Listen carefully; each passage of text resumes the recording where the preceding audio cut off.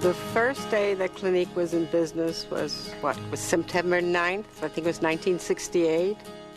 And I'll never forget when we launched in Saks Fifth Avenue, the excitement of people coming in. I think it was a shock in many ways. You cannot imagine the crowds of people that were around that counter.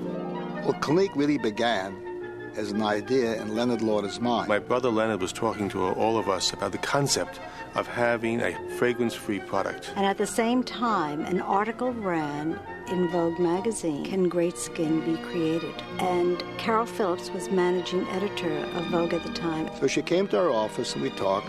This was about 30 years ago. She had an extraordinary amount of style. She called me guru. In that article, this doctor very clearly, very succinctly, very simply stated what it took to achieve great skin and how to maintain great skin.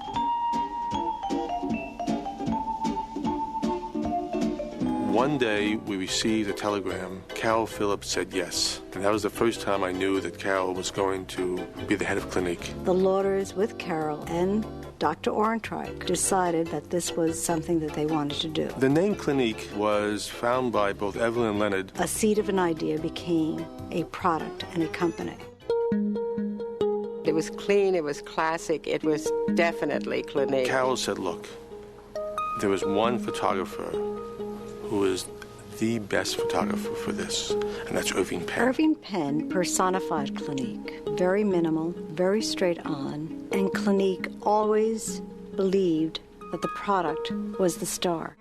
Visiting Clinique is as close to visiting a dermatologist as you can get outside of a dermatologist's office. We had a series of products containing salicylic acid, which is 2,000 years old. It is the backbone of Clinique. There was nothing like exfoliating before Clinique came along, and I think that's probably the best thing I ever did for anybody. The three-step program, I think, is Clinique's contribution to cosmetics. The three-step is very simple. The soap, the clarifying lotion, and the moisturizer. I mean, nothing could be simpler than that. And that basic principle is still the basic principle of Clinique. And it's amazing what it does for your skin. The computer. I must talk to you about the computer. The Clinique computer became an icon for Clinique because, truly, Clinique is not one product fits all. It has to be custom fit. I think it's very important to educate the customer. I really feel proud when I put on my lab coat. I feel like I'm an expert and I'm a professional, and people are going to be counting on me to give them, the good advice. Everything else that you do behind the scenes doesn't happen unless that consultant can sell the product. And Clinique has a broad spectrum of products.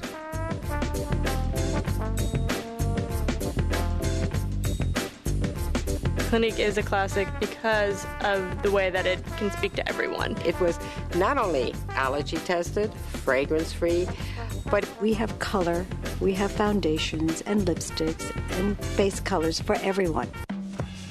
When Clinique began, Carol Phillips said Clinique is the future of beauty, and we are the future of beauty. We've expanded into new forms of communication, cyberface, and the internet, talking to the customer in a new means of technology. We are sold in 80 different countries.